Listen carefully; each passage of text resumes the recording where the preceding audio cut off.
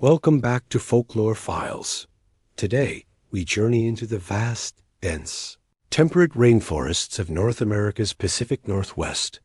This region, a sprawling wilderness spanning Washington State, Oregon, and British Columbia, is the undisputed home of the most iconic cryptid in the world, Bigfoot, also known as Sasquatch. Described as an elusive, massive, hairy hominid, standing over 8 feet tall, this creature is seen by some as a ghost of the forest, and by others as a primal ancestor, a missing link in our own story. He is the unseen giant of the Northwest. But the legend of this creature didn't begin with grainy photos and campfire stories in the 20th century. For hundreds of years, the Native American tribes of British Columbia and Washington State have passed down oral traditions of the Sasquatch, a Salish word that translates to wild man of the woods. They spoke of similar hairy man figures, powerful and territorial beings that commanded both fear and profound respect. These stories weren't just spooky tales. They established the creature as an ancient, integral part of the regional wilderness, a guardian spirit of the deep woods long before European settlers ever set foot on the continent.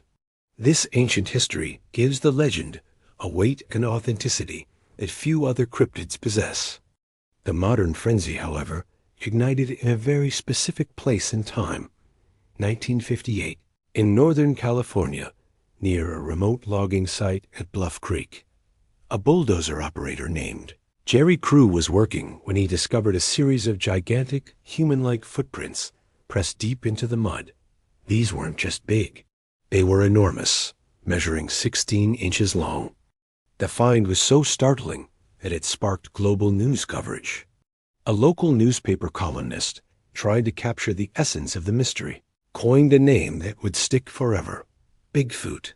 In an instant, this single discovery transformed a regional Native American legend into an international media sensation, and the hunt was on. The debate over Bigfoot's existence reached its peak just 9 years later, in 1967, not far from where those first tracks were found. Two amateur researchers, Roger Patterson and Bob Gimlin, claimed to have filmed the creature in that same Bluff Creek region of Northern California. The resulting 59-second clip, now famously known as the Patterson-Gimlin film, is burned into our collective consciousness. It shows a large, muscular, female Sasquatch walking with a powerful, fluid gait, turning to look back at the camera before disappearing into the trees. Despite decades of intense analysis, countless attempts to debunk it as a man in a suit, and endless arguments from believers and skeptics alike, the film remains the single most compelling, yet controversial piece of evidence for Bigfoot's existence. So, what is Sasquatch? The theories are as wild and varied as the forests he supposedly inhabits. Some propose it could be a surviving population of Gigantopithecus blacki, an extinct giant ape from Asia that somehow crossed the land bridge.